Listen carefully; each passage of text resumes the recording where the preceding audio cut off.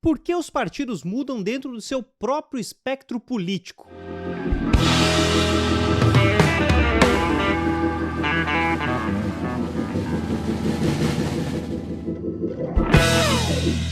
Fala, meus queridos, eu sou Pedro Gonçalves e recebi uma pergunta muito boa, que era um tema que eu já queria falar, mas já vamos adiantar. Foi a pergunta do Kion Fidelis, que mandou assim: caso seja interessante, aborde a mudança de atuação de um partido dentro de um espectro político, como por exemplo o PT ser de esquerda na década de 70 e hoje um partido de centro-esquerda. E nós não precisamos focar apenas no PT aqui, mas foi um ótimo exemplo, até porque o PT é um nome forte, é um partido forte no Brasil e que recebe essa crítica frequentemente de militantes e de outros partidos de esquerda. Não é à toa que outros partidos surgiram dessas intrigas dentro do PT, que estavam infelizes com algumas mudanças internas do partido e aí fundaram, um exemplo, o PSOL, entre outros. E é muito boa, muito boa. Por que o partido chega ao momento em que ele não é mais identificado por alguns filiados como não é mais o mesmo da década de 70? E de fato, o PT hoje é o que mais representa uma social-democracia, um partido social-democrata, muito mais que um PSDB, que por nome é Partido Social Democrata Brasileiro, que não tem muito da social-democracia. Ele não veio da causa operária, como veio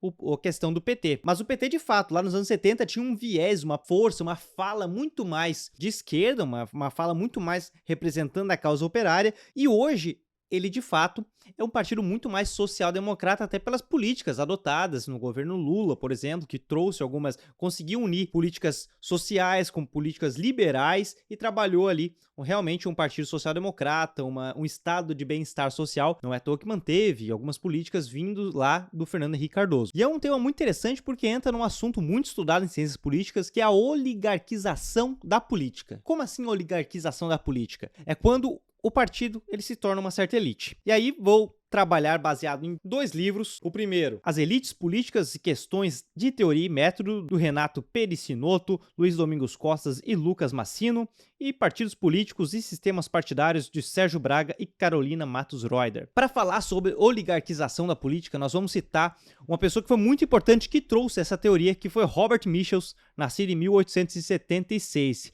E lá por volta de 1911, Robert Michels foi aluno de Max Weber, foi professor de economia, de ciências políticas, de sociologia, e ele iniciou essa pesquisa pelo próprio desapontamento no Partido Social Democrata alemão. Ele nasceu na colônia, na Alemanha, e fazia parte do Partido Social Democrata, que veio da causa operária. Mas lá ele começou a perceber que estava oligarquizando, estava criando uma certa elite dentro do próprio partido, não estava mais, estava se distanciando um pouco ali dos seus representados. Enfim, ele se desapontou um pouco. Robert Michels teve uma trajetória muito questionável, mas seu estudo é fundamental, E aí, em 1911, ele lança Partidos Políticos, um estudo sociológico sobre as tendências oligárquicas dos partidos modernos, que a princípio não veio para o Brasil ainda, mas tem pensadores, tem cientistas que estudam sobre esse livro e comentam, é o caso desses 2 livros. E o que é esse fenômeno? O que é essa questão da oligarquização? É basicamente, quando você tem ali um partido, você está representando toda uma leva, todo um conjunto, e vocês estão lutando para chegarem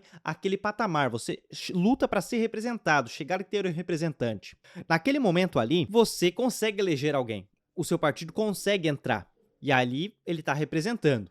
Mas aí a luta dele agora, como ele já chegou lá, a luta começa a ser de se manter naquele local de poder, se manter, focar em trabalhar ali, e a sua causa não se torna mais a principal, ela está ali secundária. O povo que você representa está secundário porque o seu foco principal agora é se manter ali. E aí já começa a minoria de governantes para uma maioria de governados. E aí, quando a gente estuda as razões para que isso aconteça, uma é muito simples. Porque no momento que o partido começa a crescer, começa a ganhar corpo você não consegue ouvir e as decisões não conseguem passar por todo mundo, porque são muitas pessoas sendo representadas. Então você vai ter que criar delegados, né, pessoas que estão representando, que junta, né, faz um amontoado e esses grupos representam. Ou seja, você já está dando uma segregada. Você pega o geral, aí tem esses delegados que vão representar esse pessoal, e aí sim chegar a decisão final pelo presidente ali do partido. Então você já criou delegados. E aí já é um fator que segrega, separa um fator de ordem técnica ou fator intelectual. Já dá aquela separada. Você já criou pequena elite ali. E essas pessoas que já estão ali, eles vão ter mais conhecimento que o outro e vão querer ter mais conhecimento. E não vão querer sair daquele posto ali. Eles não vão querer deixar de ser essa pequena elite dentro do próprio partido. E agora você imagina esse partido tendo representante lá dentro do sistema político. Eles também não querem sair de lá. E aí a gente já vai para uma fala do próprio Michels. A democracia é um regime inviável por razões de ordem técnica. Simplesmente não há tempo nem espaço para participação direta das massas nas decisões. E aí o pessoal já separa. De acordo com o sociólogo alemão, se fizermos uma história das organizações operárias, veremos que, no início, quase sempre impera o princípio democrático da consulta às massas. Uma série de regras é criado pela organização partidária para que os delegados não se distanciem dos interesses dos trabalhadores. No entanto, o controle sobre os delegados e chefes do partido só é efetivamente aplicável numa escala reduzida, pois, à medida que as tarefas da organização se complicam, não é possível consultar as massas a todo instante, assim como as massas não têm competência para avaliar as tarefas efetuadas pelo seu representante. A especialização das tarefas passa a exigir conhecimento que os indivíduos comuns não têm. Surge assim uma elite operária, que passa a tomar as decisões. E aí tem um efeito que é comum, e é um exemplo do PT e de outros partidos brasileiros, que também vem na lei de ferro da oligarquia. À medida que as organizações partidárias se expandem e disputam sucessivas eleições, ganham postos governamentais, angariam adeptos, elas se tornam um fim em si mesmas para os líderes partidários, afastando-se cada vez mais do cidadão comum. A organização é a fonte onde nasce a dominação dos eleitos sobre os eleitores, dos mandatários sobre os mandantes, dos delegados sobre os que delegam.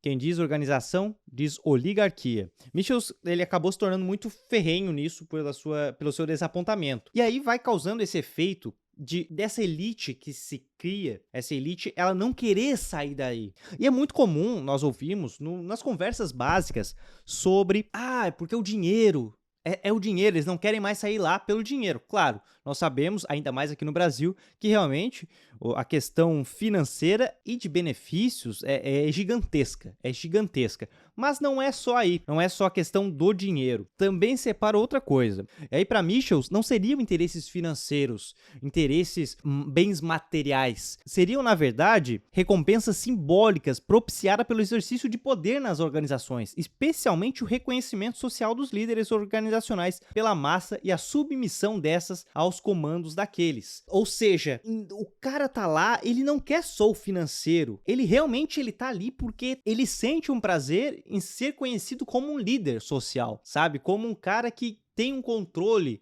sobre as massas, que aquele povo é submisso àquilo ali. E de uma forma natural, ele foi galgando no patamar das elites políticas, ele foi subindo e se tornou uma minoria, a minoria governante, e ele se sente um líder para aquela massa. Ele não vai querer descer daquilo ali, ele não vai aceitar descer daquilo ali. E é por isso que o foco dos partidos acabam saindo, porque você vai querer se manter naquele sistema, a sua luta já não é mais primária para representar aquele povo, aquela massa. Por isso que um PT, por exemplo, ele era muito mais focado na questão operária, do ABC paulista, tinha toda aquela luta sindical, e hoje é muito mais social-democrata do que socialista, ou era muito mais forte na esquerda e hoje é centro-esquerda, social-democrata. E se você vê materiais de pessoas ditas comunistas que criam conteúdos muito mais à esquerda, você percebe a crítica não só ao PT, mas a como outros partidos que acabam se entregando ao sistema e indo mais à direita, segundo eles. O que eles estão falando ali, de uma forma muito mais revoltada ideologicamente, é isso. É um processo natural dos partidos políticos, segundo